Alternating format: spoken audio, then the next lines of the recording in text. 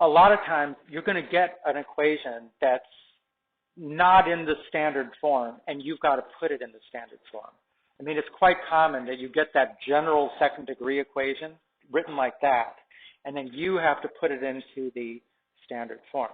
And the way you do that is with a process that we call completing the square, which my bet is that a fair number of you have done this, maybe in your Algebra 2 class. We might have done it earlier in this class. But this is what we mean by completing the square. You will have to do it for all four of the conic sections, right? You will.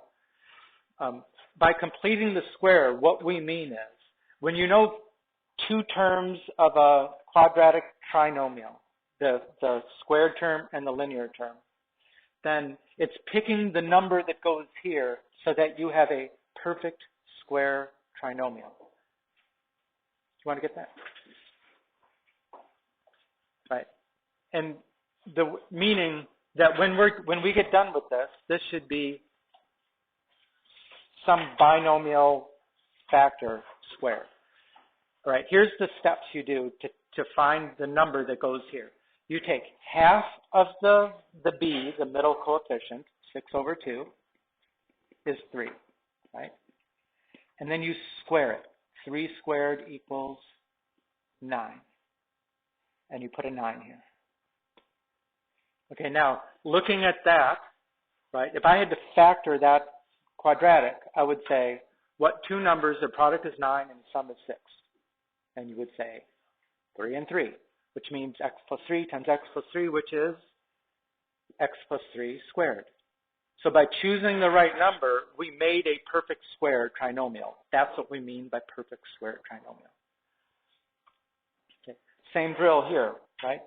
Half of -4 is -2. -2 squared is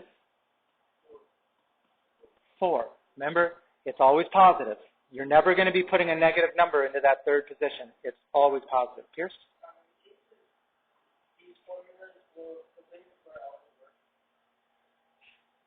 Yeah, for what we're doing, it'll always work.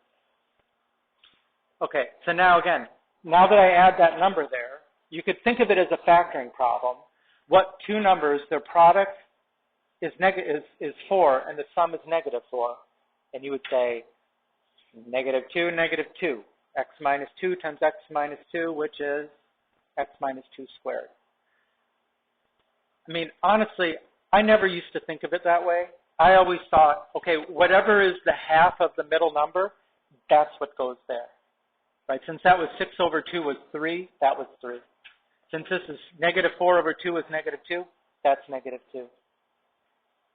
But you could think of it like a factoring problem too. What number would we put into this position? Half of -2 is -1. -1 squared is 1.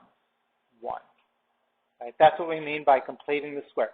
Pick the number that makes a perfect square trinomial.